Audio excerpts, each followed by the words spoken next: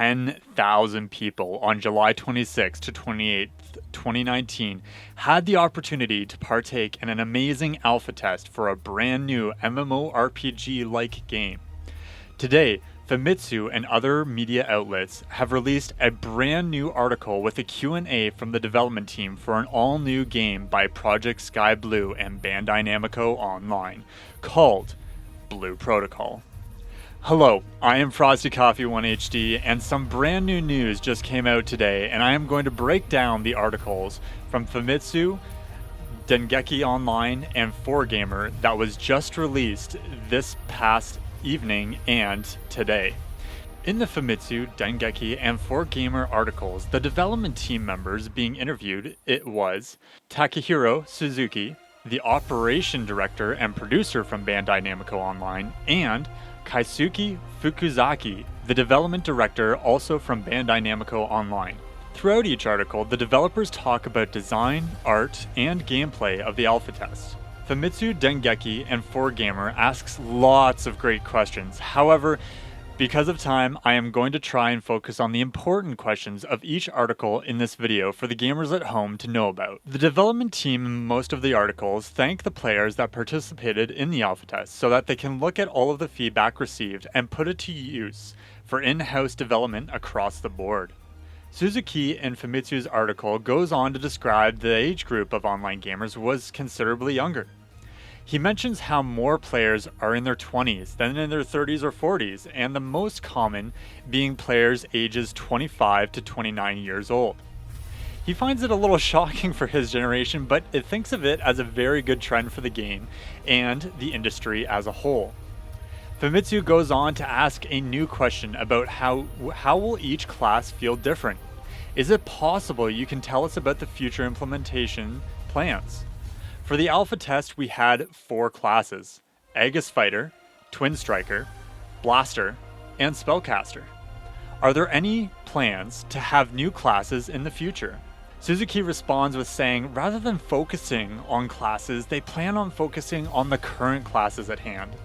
But that doesn't mean they won't create new classes in the future. However, the implementation time is undecided. Famitsu responds asking, how does the skill build diverge specifically? Suzu responds with an example of Aegis Fighter. He says to further increase the effectiveness of targeting by skills, it can also easily target enemies by improving the damage performance. Fukuzaki then chimes in saying Aegis Fighter is going to have risk-return balance because there is a section that is a little too versatile. Fuku says that because he looks at tanks being low usage rates versus balancing the other classes, making them strong enough. However, he made it a bit too strong, he feels. The question is, how do Twin Striker skills builds diverge? Which is the next question. Fuku describes how attacking from certain angles, such as the back for example, can hit an enemy down. You can also use a skill that increases the damage ratio based on the number of combos, which will be implemented. So that's pretty awesome, I think. He warns players to be careful because your combo can be reset, so make sure to position yourself accordingly so you won't be attacked. How about Blaster, Famitsu asks. At first, he thought the development team should increase skills on Blaster too because it supports allies with ranged abilities, but found out it was a bit too strong as well. He tends to have a hard time adjusting the balance, he adds jokingly. However, he lets players know that an active role attacker is important to attack the weak spots, but as a blaster without relying on the lock-on feature. So there is a lock-on feature, however, he wants people to be able to use that moving capability of the targeting system. The article proceeds to talk about Spellcaster. In the alpha test, players had heal skills, however, that might disappear from the default. The team wants to increase the support skills, and as a feature of Spellcaster, he wants casters to find an abnormal state for each attribute. He then uses an example of attacking with ice attribute skills, with an added dot to an enemy. Over time, dealing damage, you will be able to freeze the opponent and seal movements of enemies. Now with fire, it is an anomaly, causing explosions and damage as your level increases. He wants players to attune your abilities as a spellcaster that you will be used to playing and unify that to each skill. Now to clarify about attributes being attached to skills in classes other than spellcasters. Yes, you can use attributes in other places, such as attaching to weapons. If you have played other MMOs, many games use this, especially in Final Fantasy XIV. However, with Blue Protocol, it is slightly different. If you see a party member attacking with an attribute, you can actually link it up with yourself. The development team is even thinking of adding a device that produces some effect with the other different attributes. They feel it won't be interesting if everyone had the same attributes. The dev team is not sure what will happen just yet with Blue Protocol, especially if fire and ice mix. But they are working on it, rest assured.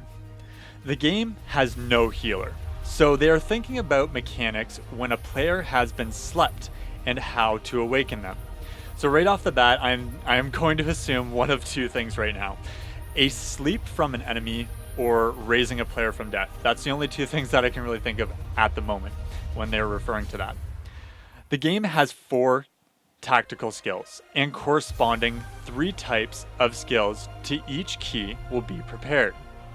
Every class has 12 different skills and the player is able to combine any way they desire. There will be many variations considering skills are strengthened by abilities. The dev team is also considering branching the attack using the directional keys during an attack to increase variations of the attack. Now, when I first heard this, I thought, wow, that is so cool. It's just like other games that I've seen in the past where as soon as you use your WASD, it's so cool when you get to use abilities that do certain things like a left-hand dodge as soon as you use, like, for example, I'm going to use Blaster as an example. To shoot an arrow, when you use A, you dash across to the side, or you use D to dash across to a side. Or use S, and when you shoot an arrow, you go backwards when you shoot that arrow and you dodge an attack, for example. I think that would be really cool when they do new animations while you do certain attacks, and that would be pretty awesome to be able to see in the future. During the alpha test, the crafting/gathering time it takes to harvest will be shortened, they say, especially for rare items. They plan to update the same old motion and same old icon and same old sound effect to be improved and clearly distinguished. They confirmed saying for production they are implementing a system to add randomization when a new item or material is created. The dev team wants to create subquesting from NPCs and places where you can read text in different places in the city. They add that the open world will change slightly from previously. They add on saying that a system will be added while exploring the map gradually expands or by exploring to be able to get the feel of gradually going through a field. So more realism, I would say, or more anime-like style of just being able to go through the open world. Famitsu questions the chat system and thoughts about communication. The devs talk about how they would like to expand, and possibly add an auto message for implementation. Voice chat is not an option at this point in the game. They feel players will be forced to use it and doesn't match the concept of getting into the anime world. They're even considering partnering with a company that develops voice chat services officially for players that want to be able to use it. Famitsu says earlier they mentioned talking about PvP possibly being implemented. They feel it might not be a pleasant experience and are debating about it right now. Now, other articles such as Dengeki and 4Gamer also go on about PvP as well, and from the ultimate standpoint about PvP, it is not a thing that's currently in place, and that is something that they want to gradually build upon, but currently it is not their main focus. So they're currently going with more PvE style rather than PvP. Players want housing system. The devs don't think it can work right now unless we have connections with other elements. In short, it is not a priority for the dev team right now. They want to have it to have meaning, and there are some people that want to go out and battle instead, they added. So it is not something they are focusing on at this time. Famitsu finishes with one last question that is very important for the gamers' futures about subscription-based and billing of items. Right now, they want a basic free item billing system. They do not want a pay-to-win system. Cough, cough, EA. They want players to be rest assured that costumes and accessories will be available for free. However, they plan to introduce a season pass in the form of a half-monthly charge. They also add in excitement there will be school swimsuits for all of their games. In fact, the day it was requested is the day that they added it in. So, if you have a female protagonist or a male protagonist, you guys will be able to have some sexy looking school swimsuits for your characters. Famitsu also adds one final question for the players. Is there a plan for an overseas/Western release? Also, is there any plans for a console version? Now, in the translation, it's kind of iffy how they answer this, but I think they kind of tried to avoid the question about the console version right now, and they say it with this. Currently, the team is looking ahead, however, they're unable to confirm or even at this stage talk about any of it right now. They state that in order to succeed overseas, they want to focus on improving the quality of the Japanese PC version of the game first. They want to focus on development in Japan first. The next schedule for the development team is the closed beta test. They are looking back at all of the feedback and preparing, but no date set yet, as they are still taking time to develop the game. Now to close, they wanted to build a relationship of trust with the users by seriously conducting communication. There will also be an official live broadcast. They hope you look forward to it. So that might mean TGS. I'm not 100% sure. They didn't officially state anything like that. However, the closest thing is TGS right now. And if they are going to announce anything, it's going to be at TGS. Maybe in the future they'll have their own panel or something like that somewhere else down the line. But for right now, they are focusing on developing the game so far. Continuing on, Dengeki's Online article begins to talk about cinematics and how the developers want to make it feel very anime style, animation, and cutscenes. The developers talk about expressions as you chat with other players or NPCs and their facial expressions during quests or emote animation. The dev team talks about cell graphics and having the experience that lets you move around in an anime world. Dengeki asks the development team about why they released the alpha test this time. The dev team describes the purpose was to measure numerical values on the system, such as server load and communication speed. The team continues with talking about how they are actively fixing in-house gameplay issues for the beta test to show changes made. Officially, they recruited 5,000 people, however, the number of applicants exceeded within the first day. So they quickly made adjustments to handle 10,000 people. Originally, Fuku and Suzu thought of the kind of reactions they would have, but it ended up with a high good note balance, and they said that that I have anxiety but hope for the future, and was a much better response than what they were originally thinking of. In short, their expectations were very high, almost too high, and thrilled with the systems and many people that had positive responses towards the development. The dev team talks about how many players at higher levels participated at an announced open world boss dragon that was originally supposed to appear at a later time frame but ended up being earlier. They joke around but how they were knocked down with just a party of 5. However, they ended up beating it. The team opens up about reassuring players that the quest and battle system is in development and will be quite different for the closed beta test. Fuku tells Dengeki that after analyzing dungeon play, they want to let players know that although you can solo dungeons, we're also creating a system that can recruit parties for those who want to clear the dungeon as well. The dev team talks about the world of the game. They have 3 areas: town, field, and dungeons, and they want to continue on the communication by building upon the town more. Originally, they set up a little area with a campfire and tent, with a sitting area, but no one visited them, they said jokingly. Statistics show that there was 74% of female characters created and 26% were male characters. However, in the last day of alpha, a large number of male characters were increased. The team talks about how players want body shape and parts to be more customizable, but the team talks about how they are inevitably parts that are too difficult to make, especially to protect the anime style of the game.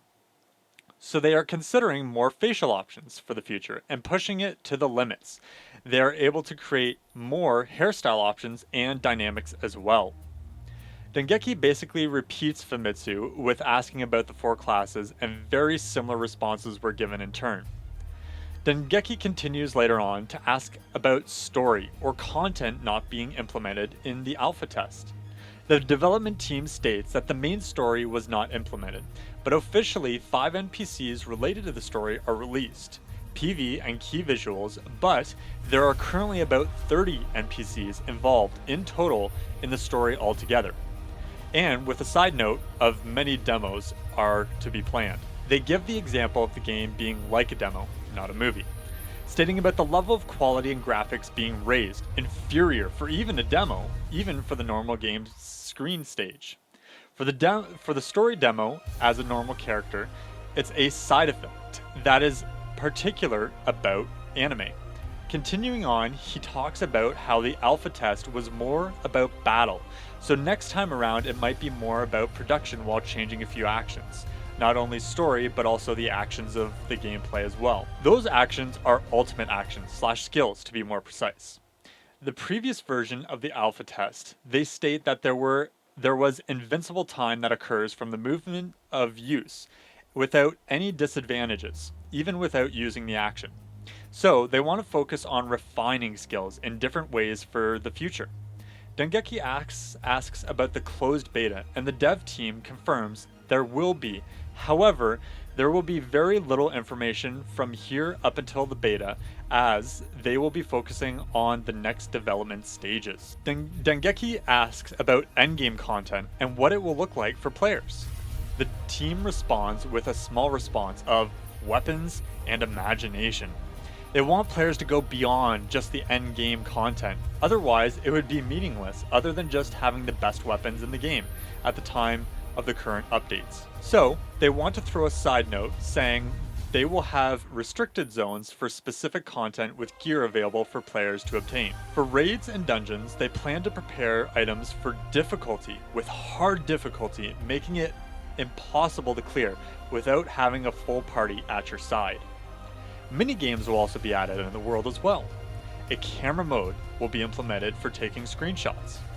The dev team leaves us 2 images for the newest version showing off a little story and new costume features for Blue Protocol, mainly showing off a brand new character from the story as well as cosmetic changes for costumes for characters to be able to use. Now, with the final piece of media left as of this video, we move on to 4Gamer's article. 4Gamer has very similar questions in terms of the overall design and outlook of the game's future, but again, I would like to highlight some points made during the article. The development team comments right off the bat with talking about how the game's been in development for 5 years. That is amazing, guys, how much dedication these guys have put into this game, I have to say. Later on, they talk about the day-night cycle and how it has been changed from 24 minutes, and how graphics will be improved such as light, shadows, and how it differs from sunset, nighttime, and daytime effects. Suzu talks about how there are few things they didn't want to show yet, because it contained normal MMORPG flavored content. So most people are asking, why are you making an MMORPG? Many people in agreement are thinking the same thing about how the game plays a lot like an MMORPG. Suzu states that they are not saying anything officially that is an MMORPG. For now, they are just making an online action game. They don't want to have any negative outlooks on the game stating that it's an MMORPG and have famous games come to mind to compare with. They want players to have an amazing RPG experience, to roleplay, have bonds, and chat with friends. So, for now they are not stating anything descriptive. The team wants players to make their own thing. 4Gamer asks about PvP, and to reiterate, the same thing as previous articles, Suzu says PvP is not planned for the time being. They want to eventually introduce it, but currently is not what they want to do right now. Suzu refers to an amphitheater in, excuse me for the butcher on this name, but Asteles, which was the north side of the city or above the map. They're thinking of implementing PvP content that competes in the form of scores, such as speed and enemy kills, rather than fighting another player. PvP for fighting players may be introduced in the future, but before they want to ease players into the game with other content. For now, they will analyze it and verify it later. They again noted the servers stressing, and their biggest frame drops were the launch and the final day when all the players gathered in the main town and danced before the end. So fixing the servers for the beta test is a big focus as well. The dev team talks about the open world and how section zones can hold up to 30 people, cutting or dividing players into different areas so that you can meet other players by reducing the area. The team continues to talk about dungeons being completed in about 10 minutes per dungeon. What I personally find interesting is the statement made after 4Gamer asked about the many players over social media asking about overseas release. The team noticed at least 17 languages in Twitter alone. They state, like in the beginning, it is necessary to be sharp when thinking about exports as domestic titles.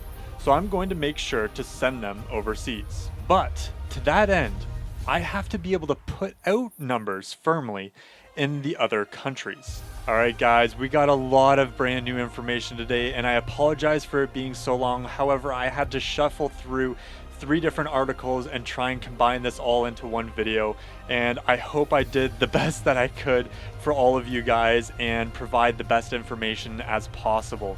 Today was a lot of brand new information, and I hope I covered all the articles that were released by big media, social media names, and I hope that I was able to provide it as much as possible. If you guys want to go and check out the articles, I will have them into the description down below. And guys, thank you so much for watching this video, and I hope I provided as much information as possible to help you guys understand what Blue Protocol is all about and to provide more detailed information regarding the alpha and what is planned for the future. I am really looking forward to playing this game, and I really hope that I can get into the beta myself and play amongst all you amazing fans of Blue Protocol. If you guys want to check me out, I am through Reddit. I will have my profile in the description down below, but also I have major other social media outlets as well that you guys will be able to see on screen at the end of the video, or it's up on screen already. Anyway guys, thank you so much for watching. You guys can reach out to me by subscribing. Please hit that like button and comment down below your thoughts about all the brand new information received today. It is so much content to take in, but it's also great content for us to look forward to in the future to see this amazing game come to fruition. Alright guys, thank you so much for watching, and I hope you guys have a wonderful day. Peace.